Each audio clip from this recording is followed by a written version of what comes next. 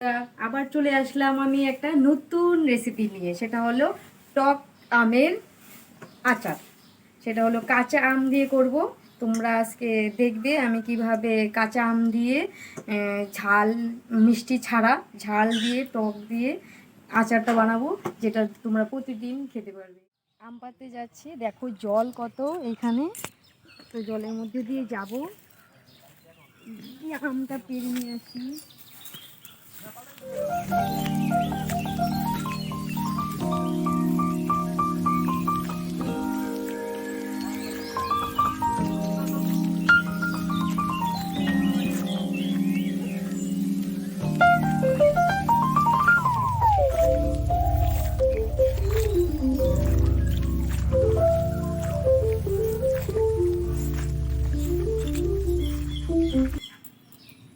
এই যে দেখো আমাদের আম গাছ, এই যে আমাদের আম গাছ।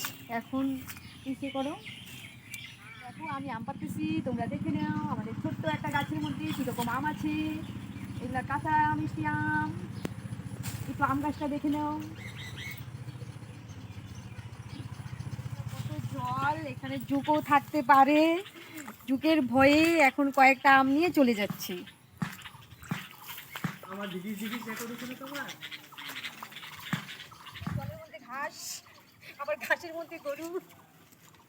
এই যে আমি যে আমগুলা কেটেছিলাম, ওইগুলা এই যে কাটা আমগুলার মধ্যে আমি হলুদ গুঁড়ো দিয়ে মেখে রেখেছিলাম। এখন আমি এটার মধ্যে কি কি দিব ওইগুলা দেখে নাও তোমরা।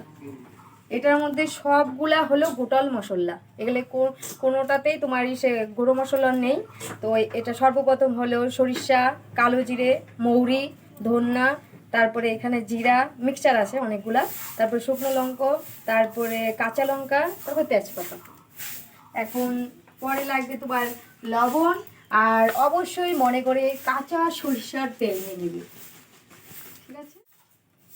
এই যে এখন আমি এইগুলা সব মশলা তোমার এক জায়গায় করে নিব, মিশিয়ে নিব। এগুলা মিশিয়ে আমি ভেজে নিব। আর শুকনো লঙ্কা আর কাঁচা লঙ্কাগুলো রেখে দিচ্ছি, ওইগুলা কাঁচা তেলের মধ্যে যখন আমি কড়াইটার মধ্যে তেল দিব তখন আমি তেলের মধ্যে দিয়ে দিব। সবগুলো এখন মিশিয়ে নিলাম। এর জন্য আমি এটা এনেছি। এখন আমি কড়াইতে দিয়ে দেবো, ওগুলো হালকা ভেজে নিব। নিয়ে পরে আমি এটা আধ ভাঙ্গা করে বেটে নেব। তেল দিয়ে দিচ্ছি।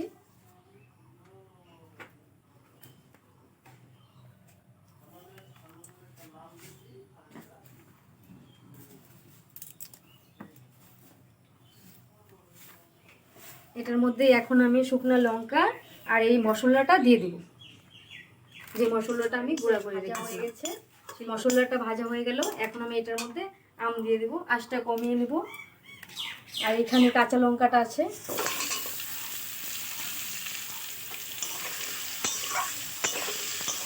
আমি নাড়িয়ে নেব। আর এটার মধ্যে আমি দিয়ে দেবো লবণ।